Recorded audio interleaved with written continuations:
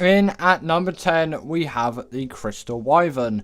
And the reason why I'm putting this thing here and not the normal Wyvern, or just the Wyvern in general, which a lot of people probably would have put on this list for many reasons. The Wyvern is definitely a very influential creature in terms of what it did for the Ark franchise and its tame method and all of that. But the Crystal Wyvern, in my opinion, is just the superior one. We're just a normal, like, watery one, and the Blood Crystal Wyvern, which is my preferred. The Blood Crystal Wyvern is obviously not the one in the B-roll because this one looks more Crystal Wyvern-y, so that's why this one made the B-roll. It's pretty self-explanatory.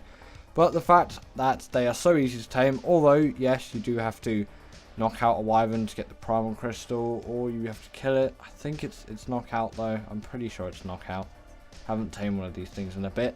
And you also need a level 65 to actually tame one of these things. Although I don't really find that to be too huge a requirement considering their power, and on Crystal Isles this will often be my first flyer. Even before a Pteranodon, I will get this thing, and sometimes it is even my first tame. Like, honestly, I'll just tame nothing and get this thing, and then I will gladly enjoy this creature. So that is why I put it in at the number 10 spot. Next up, we've got the Mantis, and I've had to put this creature here.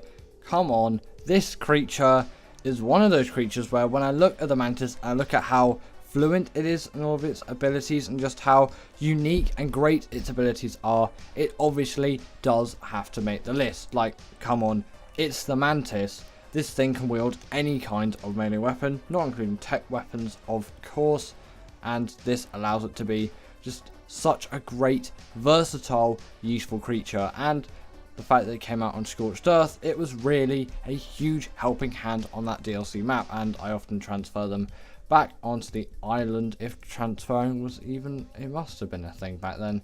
Either way, I've done it at some point. I must have. Either way, yeah, transferring happened, and I use these things on the island a lot as well, and obviously, you know, they're just really useful for gathering pretty much everything, which is obviously what you would use them for, so that's why the Mantis is here. Next up, we got the Rock Drake, and there's actually not a lot to say about this creature, as I'm sure pretty much all of you know what it is and know what it does. It is a creature which originally came on Operation, not sure what other maps it actually exists on. It did used to exist on Crystal Isles before it became a full map. Does the Rock Drake spawn on any other maps apart from Operation? Either way, it is an Operation creature, which came out in 2017. Seems like absolutely ages ago, and is capable of huge amounts of damage, and I'm pretty sure it was like the first glider, like rideable glider that you could get in Ark, which is actually a pretty impressive feat, as I'm definitely sure that had not been done before, unless Ragnarok came first. I'm trying to think of the chronology. It may have not been the first, but either way, it was definitely one of those originals, you could say, and they're an absolute cheese. If you do the Rockwell boss fight with them, like, that boss fight is a cheese. Not the Rock Drake, it's a cheese. They're not actually particularly easy to tame, and the tame method is pretty much the same as the Wyvern, which again, pretty cool for the time. Next up, we got the Vanosaur, and this is actually one of my favourites, as I've finished it now, but I played through Extinction again, and I was using this thing a lot, and you know, I really liked using this thing across it, and my opinion of this creature has vastly changed, and actually I did transfer one over from Gen 2, which was an Vanosaur, to just basically this, but upgraded. On top of that, just essentially is the next variant, but there's a different letter stuck on because it's a different map. And this being a portable turret, obviously I'm not really a PvP player, I'm a PvE player, but still, this being a portable turret allows me to attack creatures in a way that I've never really done before, and do combat in a way that I haven't done before, and I really enjoyed that new way of doing everything, and that's why I really like this creature. And again, it's like kind of the perfect size creature for me. I don't really like really big great creatures and all of that. I prefer smaller ones. I don't know, it's just me, but that's why the Vanosaur's here. Next up, we have got the Snowowl, and this creature obviously had to make the list. Like, come on, when you think of this creature, you do think of some of the best creatures in Ark, actually. At least that's what I do think, as this has the gliding ability, like the Griffin, although it feels a lot smoother. And actually thinking about this, I kind of want to put the Desmodus here as well, so I am going to put the Desmodus here because I haven't put it on the list. The Desmodus is going on the list with the Snowowl in at the number 6 spot, if you didn't know, because I didn't actually tell you, but in at number 6 we have the Snowowl and the Desmodus. Desmodus? Either way, that thing can make Sanguine Elixir and can farm blood bags and all of that, so I really do enjoy that creature for that. But the Snowowl obviously has the ability to glide, like I've just said, same as the Desmodus, but it can also kind of do like a heat seeking ability, which plays a benefit in PvP and in PvEs. You can track down a player that might be trying to raid your base, or you know, just a creature that you've lost.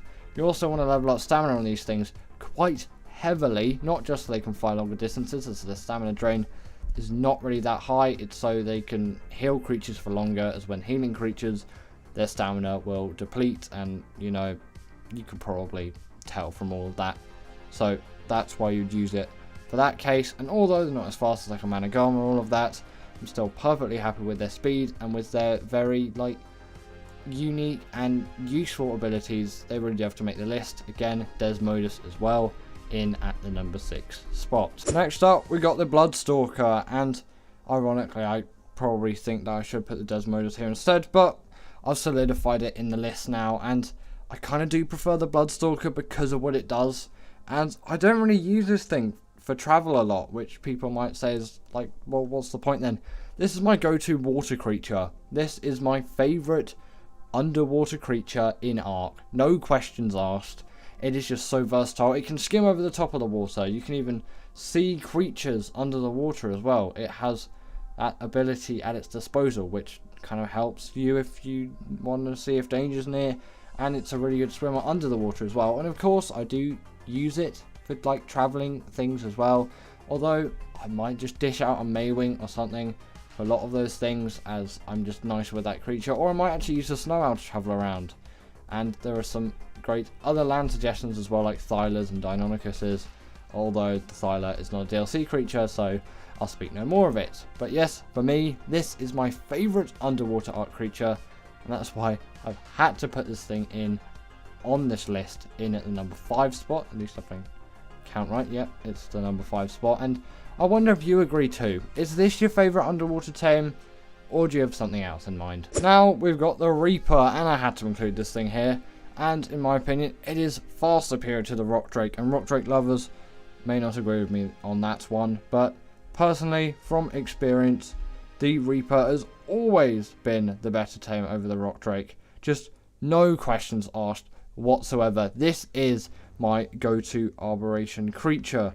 The reason for this is just mainly because that this thing tends to pack a lot in the damage department, and you know, that is kind of useful for me. And unlike a creature like the Giga, it doesn't seem as big, and it really does fit into the Arboration aesthetic, and it is an absolute cheat to tame on Gen 2.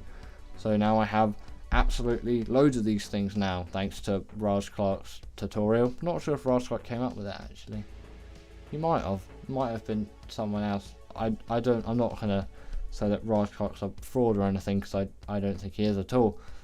I'm just not sure of its origins, but I found it from Raj Clark, so let's just say Raj Clark made it, because actually in all fact he probably did. He is quite a highly valued art YouTuber among many, including myself. And obviously with this Reaper's great aesthetic, great damage, and all those great features, and pretty unique taming methods requiring it to impregnate you, it had to make this list. In at number 3 we got the Mwing. Some people may not agree with this and say the Reaper's better than the Mwing, and you could probably say that, but in my opinion, the Mwing is my favourite travel mount out there, just no questions asked.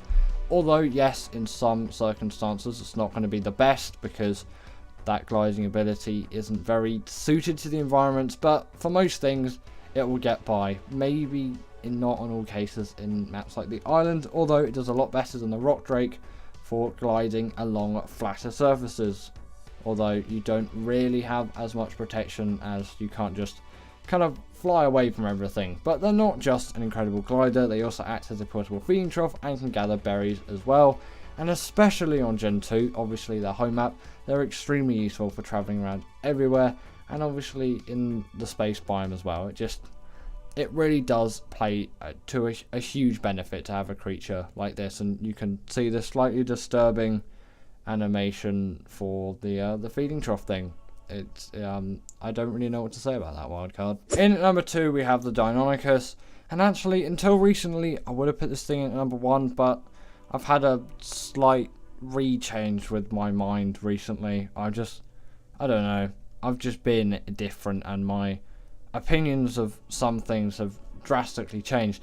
Not saying that I hate the Deinonychus now, I still think it is an extremely incredible creature, and with that bleed ability, essentially it latching on to creatures and just tearing them to shreds, doing immense amounts of damage, and even to bosses as well. It's the only creature, as far as I'm concerned, and as far as I know about, that can actually do that to bosses, and especially with the pack buff as well, and with no full damage and great mobility and the ability to kind of like parkour around the map. It really does play to their benefit hugely, although my opinions have shifted slightly to the creature in number 1. Just kind of suits me more now than this creature. I'm a bit more chilled with my life in general and my art playing, so you know, I'm not all for the busy life of the Deinonychus. At this point I don't really know what I'm saying, but let's get into the number 1 creature now. And in at number 1 is the Shadowmane. And before I talk about all the good with this creature, I just want to say its tame method is awful and I hate it, and I wish Wildcard would change it, but you know, that's never going to happen. And you know, kind of going back on my previous thought there, I don't hate it as much now. That's more previous me, but I still definitely don't enjoy it.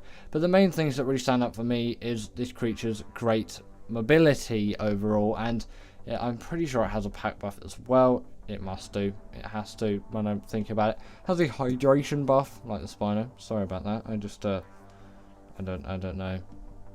I ate something just before this video. Sorry about that. That seems a bit disgusting, sorry.